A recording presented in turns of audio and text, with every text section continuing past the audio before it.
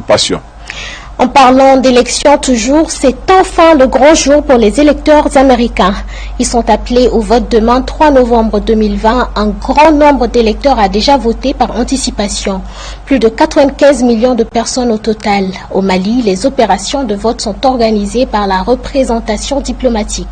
Suivons ensemble les éclaircissements de Dennis B. Hankins, ambassadeur des États-Unis au Mali, un entretien spécial réalisé par Aminata Keita et Soumaïla Faye. Alors, monsieur l'ambassadeur, parlez-nous du système de vote américain. Comment se fait le choix du nouveau président? Bon, notre système, c'est un système en direct. En chaque État, plus le district de Columbie, le capitale de Washington, les gens vont faire un vote pour les grands électeurs. Et nous avons un système de collège électoral dans lequel le président s'est choisi. Dans presque tous les États, en chaque État, les électeurs sont votés et ils sont obligés de voter avec la majorité de cet État. Il y a certains comme l'État de Maine et les autres qui c'est plus proportionnel, mais généralement c'est en chaque État. Et le nombre des électeurs c'est déterminé par le nombre de représentants à l'Assemblée plus les 2 sénateurs. Alors, même les États les plus petits, ils ont au minimum 3 grands électeurs, mais les États comme Californie, ils ont le 40 électeurs pour les représentants à l'Assemblée, plus les 2 pour les sénateurs. Alors, quels sont les préparatifs du vote pour les Américains vivant sur le territoire malien? Alors, nous sommes ici et je sais que pour d'autres pays, quand il y a une élection, il y a même un bureau de vote à l'ambassade, mais quand notre système, c'est fait avec chaque ville, chaque État. Alors, tous les citoyens américains, ils sont obligés d'être inscrits comme électeurs dans leur ville.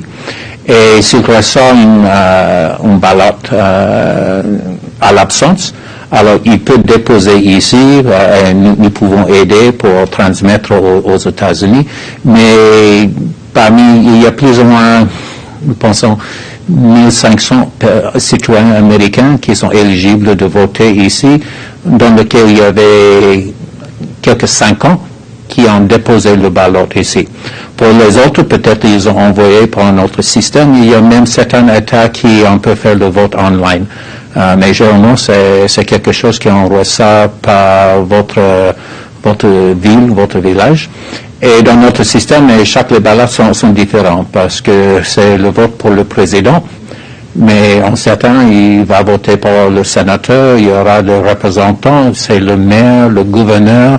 En certains endroits, on même vote pour les juges ou les shérifs de ville. Alors, c'est plusieurs votes qui sont généralement dans un ballot.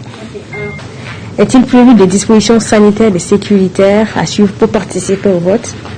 Bon, au niveau de l'ambassade, parce que c'est déjà fini. Alors, c'était le 15 de mois avant que c'était le dernier jour de donner le ballot aussi.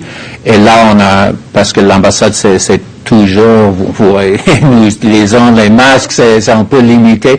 Alors, les Américains, ils ont fait contact, je veux déposer mon vote, alors on a accepté. Alors, dans le sens de sécurité et sanitaire, c'était facile. Aux États-Unis, cette année sera différente que des autres années parce que la question de distance sociale, généralement, vous êtes toujours dans une grande ligne, alors il y aura la distance. Peut-être moins de personnes à voter demain que commune, parce qu'un grand pourcentage a déjà voté. La sécurité, c'est préoccupant parce qu'on a vu que, je pense qu'aux États-Unis, le niveau de violence politique s'est augmenté. J'ai vu en plusieurs États, les gouverneurs ont demandé la présence de gardes nationales, qui sont les militaires qui sont sous le commande des gouverneurs. Pour certains, ils ont augmenté la présence de sécurité pour assurer qu'il n'y a pas de violence au bureau de vote. Traditionnellement, ça n'arrive pas. Traditionnellement aux États-Unis, parce que nous avons déjà fait 150 fois, alors nous sommes déjà accoutumés avec des élections et nous espérons que demain, les votes seront tranquilles. Merci, monsieur l'ambassadeur.